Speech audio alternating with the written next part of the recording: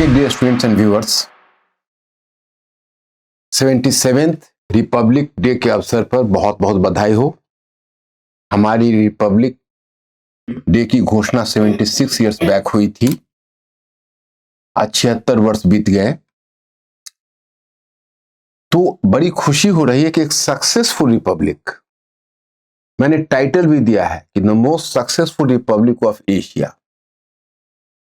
अब बात my students Republic day की होती है तो लोगों का ध्यान चला जाता है पहला लिच्छवी गणतंत्र पर।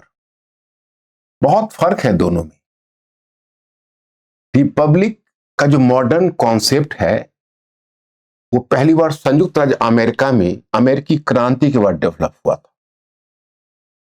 जो हम लिच्छवी में गणतंत्र होने की बात करते हैं या कुछ वेस्टर्न थिंकर्स एंशिएंट ग्रीस और एंशिएंट रोम में गणतंत्र होने की बात करते हैं,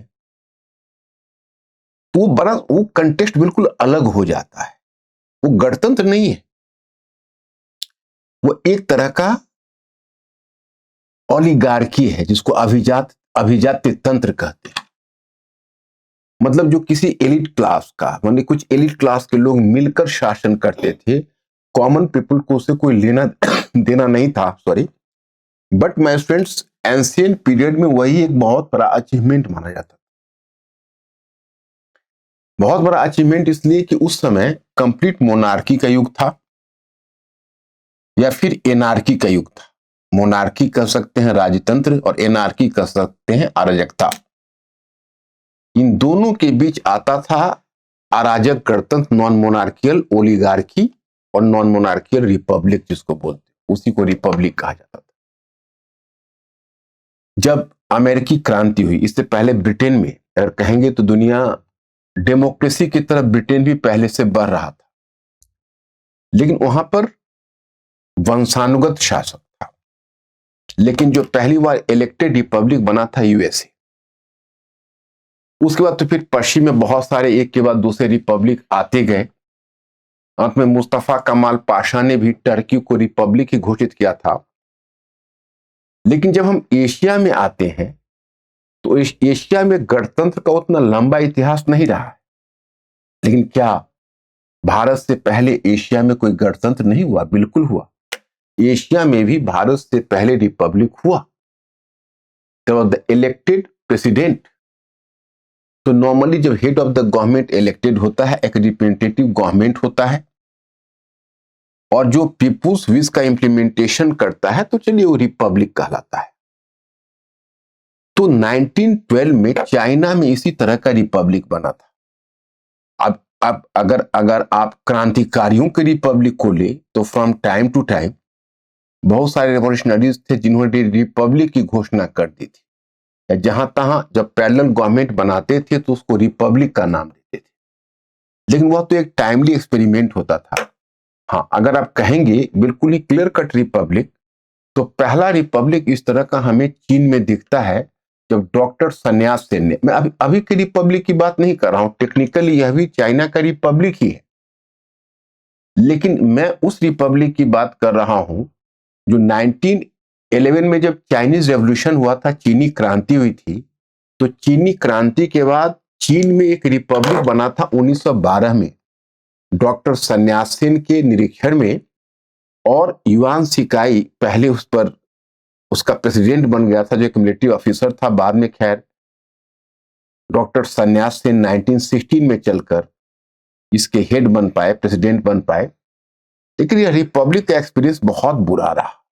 बहुत जल्दी वॉर लॉर्डिज्म में बदल गया। चाइना में एक तरह से एकता अखंडता टूट गई और अलग अलग क्षेत्र में सैनिक सामंत खड़े हो गए जिन्हें वॉर लॉर्ड्स कहा जाता था। अब 1945 में जब सेकेंड वर्ल्ड वॉर समाप्त हुआ, तो सेकेंड वर्ल्ड वॉर के बाद पहला कंट्री जिसको इंडिपेंडेंस मिला टेक्निकली वो भारत ही था 1947 में।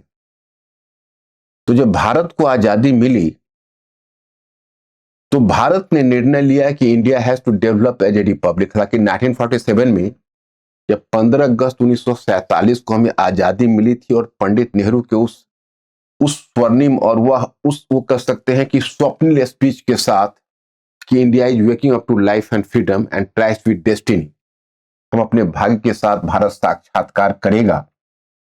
उस समय टेक्निकली हम कॉन्स्टिट्यूशनल मोनार्की ही रह गए थे, क्योंकि हमने पूरी तरह से अपने आप को एक सॉवरेन स्टेट और रिपब्लिकन स्टेट घोषित नहीं किया था। तब तक हमारा कॉन्स्टिट्यूशन मेकिंग प्रोसेस में था, जो इंडिपेंडेंस के बाद काफी एक्टिव हुआ। और इंडियन इंडिपेंडेंस एक्ट के बाद हमारा जो संविधान सभा थी वो भी बड़ी मुक्त तरीके से काम किया। और फिर हमने लगभग 3 वर्षों में हमने एक कॉन्स्टिट्यूशन निर्मित किया। और 26 नवंबर को डॉक्टर भीमराव अंबेडकर, जो उस कॉन्स्टिट्यूएंट असेंबली के, आप कह सकते हैं कॉन्स्टिट्यूशन ड्राफ्ट कमेटी के अध्यक्ष बनाए गए थे, उन्होंने 26 नवंबर को नेशन के नाम वो कॉन्स्टिट्यूशन को सुपुर्द किया था। और जो सुपुर्द किया था तो 25 नवंबर को उन्होंने एक बड़ा ही ऐतिहासिक स्पीच भी दिया था। लेकिन वही कॉन्स्टिट्यूशन लागू हुआ 26 जनवरी 1950 को, तो उसे हम कहते हैं गणतंत्र दिवस, या वही हमारा रिपब्लिकन डे था।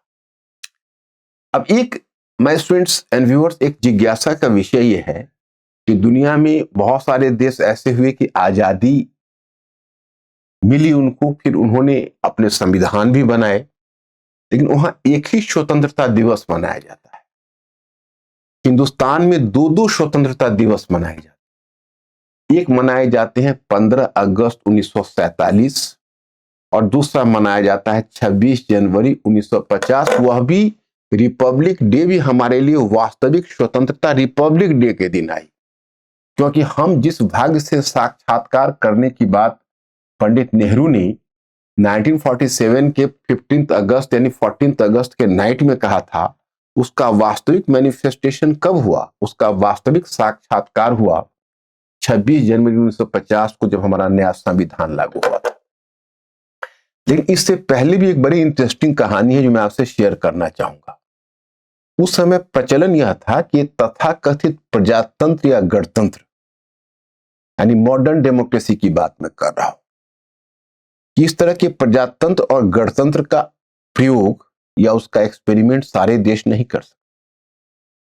वही राष्ट्र केवल कर सकते जो आर्थिक सामाजिक विकास के खास स्तर पर पहुंच चुके, that is at the specific level of economic and social development.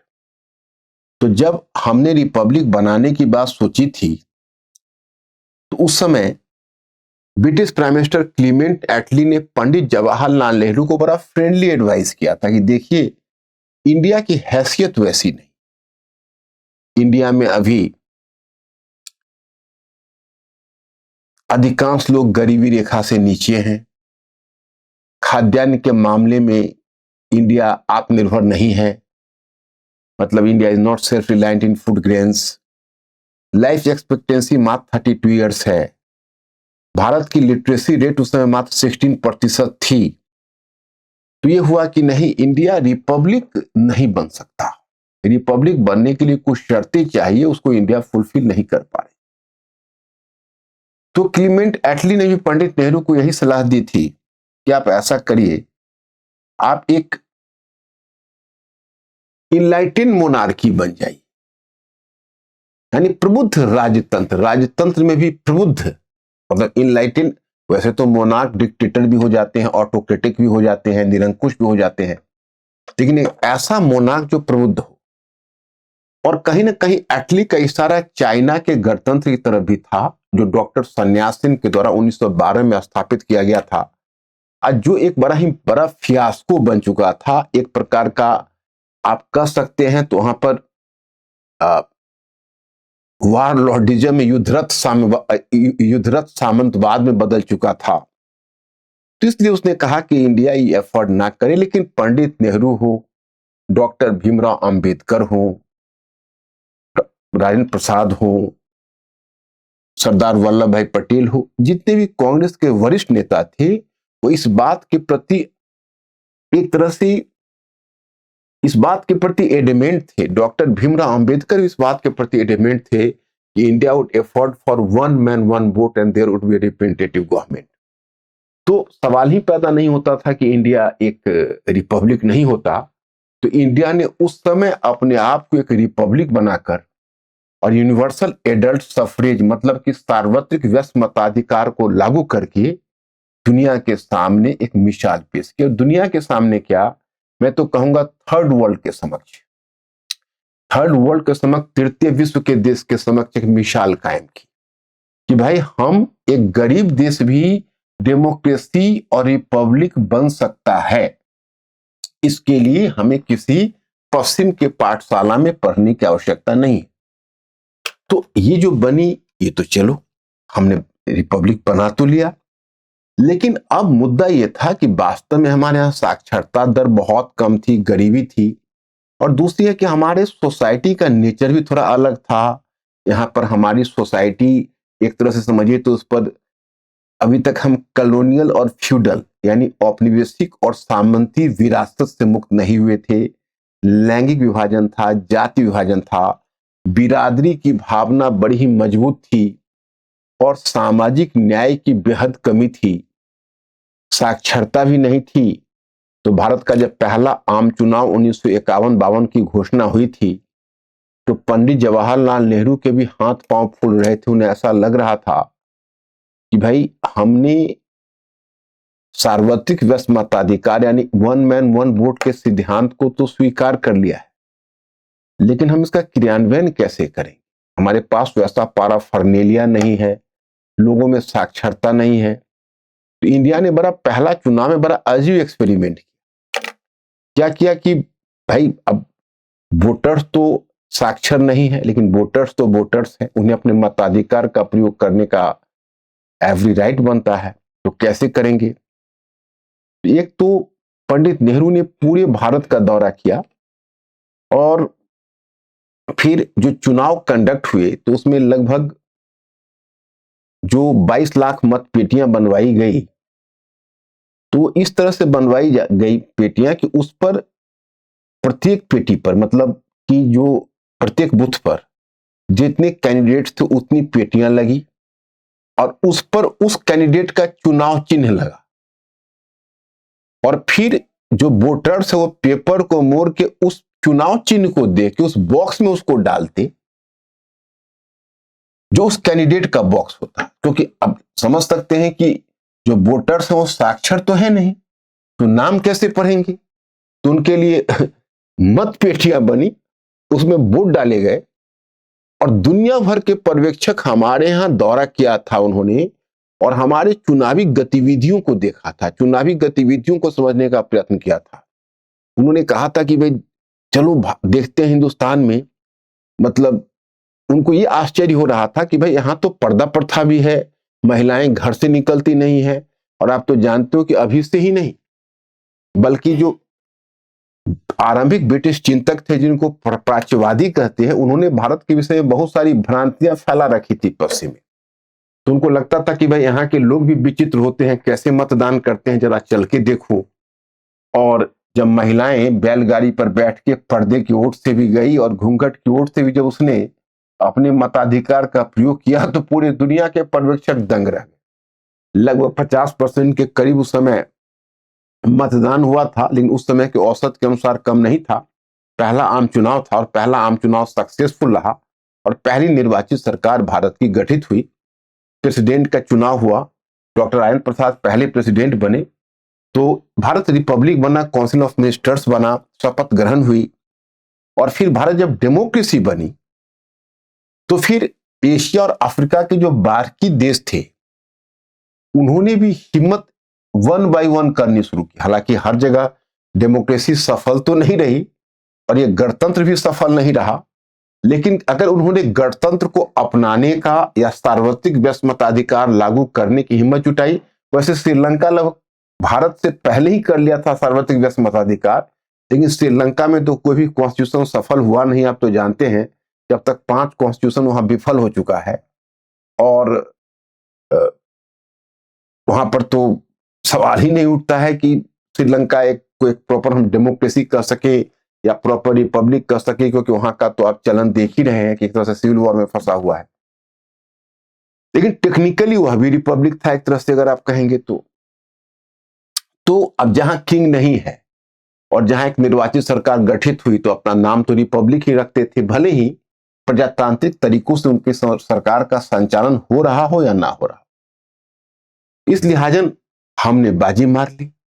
अब हमें देखते हुए बहुत सारे देशों ने इसको एडॉप्ट किया। अब एक बात मैं आपको इस पर बताना चाहूंगा कि बेसिकली एक बड़ा ही इंटरेस्टिंग क्वेश्चन होता है कि जब हमने आजादी की लड़ाई लड़ी थी तो आजादी की लड़ाई में दुनिया ने हमसे बहुत कुछ सीखा था। भाई क्या सीखा था? तो दुनिया ने हमसे सीखा कि कैसी अहिंसक तरीके से सत्याग्रह और अहिंसा के माध्यम से भी एक जन आंदोलन चलाया जा सकता है। दुनिया का पहला प्रयोग था जो गांधी जी ने किया था और दुनिया के बहुत सारे लोगों ने इसे सीखा और दुनिया के बहुत सारे नेताओं ने इसको एडॉप्ट किया। मार्टिन लूथर किंग अमेरिका में जो ब्लैक लीडर से लेकर नेल्सन मंडेला और अल्बर्ट लुथुली तक साउथ अफ्रीका में इस मेथड को एडॉप्ट किया। आज भी लोग करते हैं, लेकिन ये बहुत कम लोग जानते हैं कि हमने जो नेशन बिल्डिंग का मॉडल दिया, जो राष्ट्र निर्माण का मॉडल दिया या जो गणतंत्र का हमने मॉडल दिया, उससे भी दुनिया ने बहुत कुछ सीखा। हमने सिर्फ अपनी आजादी की लड़ाई में ही नहीं सिखाई, दुनिया को हमने आजादी के बाद भी बहुत कुछ सिखाया कि देखो इंडिया कैसे, क्योंकि देखिए कई चीजों पर अविश्वास था, क्योंकि हमारा रिपब्लिक को सफल नहीं होना था। एक तरह से कहो तो पश्चिमी विशेषज्ञों के आकलन के अनुसार हमारे रिपब्लिक को सफल नहीं होना था, क्योंकि उनका यह भी मानना था कि देखो भारत तो एक राष्ट्र है ही नहीं, इसका महाद्वीपीय आकार है और बहुभाषा भाषी, बहुनस्लीय और बहुसांप्रदायिक है, यह अपनी एकता और अखंडता को बनाकर नहीं रख सकेगा। वह भी हमने पिछले 77 वर्षों में सिद्ध कर दिया। और उसके बाद हमारे बारे में यह भी कहा गया कि भाई पिछले 76 वर्षों में हमने सिद्ध कर दिया कि हम एक संविधान को केवल बना ही नहीं सकते, हम संविधान को सफलतापूर्वक चला भी सकते। देखिए अब हमारे बाद हमसे थोड़ा पहले, क्योंकि 1950 में हमने अपने आप को रिपब्लिक घोषित किया था, चीन ने अपने आप को 1949 में चीनी गणतंत्र करके, चीनी कम्युनिस्ट पार्टी, और मैं डॉक्टर सन्यास सेन की गणतंत्र वो अलग था, वो तो अपना आया गया, चीनी गणतंत्र बनाया। लेकिन कौन इसे गणतंत्र कहेगा? ये तो आज भी आप देखते हैं Xi Jinping one man rule रहा वहां। जब वहां पर माओ सेतुंग हुआ करता था तो कहता था कि सत्ता बंदूक की नोक से निकलती और बंदूक की नाल से निकलती। तो अब वहां पर रिपब्लिक, लेकिन टेक्निकली उसने अपना नाम चाइनीज रिपब्लिक रखा हुआ है। फिर उसके बाद अगर आप देखेंगे तो बहुत सारे इस तरह के रिपब्लिक बने, श्रीलंका भी रिपब्लिक बने, टेक्निकली पाकिस्तान भी रिपब्लिक है, साउथ ईस्ट एशिया में भी कई रिपब्लिक है, लेकिन उनकी सरकार का संचालन डेमोक्रेटिक तरीके से नहीं हो पाता है। अब पाकिस्तान को देखिए, पाकिस्तान ने संविधान निर्माण में पाकिस्तान को 9 वर्ष लगे थे, हमें 3 वर्ष लगे थे लगभग, पाकिस्तान को 9 वर्ष लगे थे। 9 वर्ष में बड़े जद्दोजहद के बाद संविधान बनाया, उसकी भी अपनी एक अलग कहानी। और फिर 1956 में वो संविधान लागू हुआ, 1947 से बनना शुरू हुआ, 1956 में जाकर लागू हुआ और उस 2 वर्ष तक ये संविधान चला, क्योंकि आगे फिर जनरल अयूब खान आया, उसने मिलिट्री टेक ओवर कर लिया। तो पाकिस्तान तो रिपब्लिक है, लेकिन वो तो सही मायने में एक फेल्ड स्टेट है, तो उसकी तो बात ही नहीं कर सकते। इंडोनेशिया, कंबोडिया, बहुत सारे इस तरह के टाइम टू टाइम उन्होंने अपने आप को रिपब्लिक घोषित किया, लेकिन हर जगह कहीं मिलिट्री डिक्टेटरशिप आया, कहीं वन मैन रूल आया। हालांकि इंडोनेशिया में वैसी बात नहीं हुई, इंडोनेशिया में भी हम पूरी तरह से उसको प्रजातांत्रिक प्रक्रिया के तहत नहीं मान सकते। हाँ, वर्तमान में आप देख सकते हैं कि भारत में भी समय समय पर, जैसे पिछले 77 वर्षों में या 76 वर्षों में कई बार उथल पुथल आया। एक बार इमरजेंसी आई इंदिरा गांधी के समय, जैसे लगा कि अब रिपब्लिक मिट तो नहीं जाएगी, लेकिन इंडियन में जो विल पावर और इंडिया के, तो आप कह सकते हैं यहाँ पर जो संवैधानिक मूल्य हमारे राष्ट्र निर्माताओं ने स्वतंत्रता आंदोलन के मध्य क्रिएट किया था, उस कारण से रिपब्लिक बच गया। कई बार ऐसे हुए कि तनाव हुए, जातीय तनाव हुए, दंगे हुए। 1990 में आपने देखा कि बहुत सारे सांप्रदायिक तनाव 1990 के दशक से शुरू हुए, अभी भी किसी न किसी रूप में कायम है। लेकिन हमारा रिपब्लिक जीवित है, जीवित रहेगा और दुनिया के सामने एक मिसाल के तौर पर कायम रहेगा। आज हमारे संविधान में बहुत ऐसी चीजें हैं जिसे एशिया के बाकी संविधान सीख रहे हैं। हमारे सुप्रीम कोर्ट के बहुत सारे जजमेंट है, जैसे केशवानंद केस है। केशवानंद केस ने कई अन्य देशों को प्रभावित किया है। हालांकि हमारे संविधान पर यह आरोप भी लगा था कि हमारा संविधान एक ट्रांसफॉर्मेशनल कॉन्स्टिट्यूशन नहीं सिद्ध हुआ, बल्कि हमने ब्रिटिश लेगेसी को सीधे डायरेक्ट तौर पर ले लिया। अभी मैं एक बुक पढ़ रहा हूं पार्थ चैटर्जी की इंडियन कॉन्स्टिट्यूशन पर।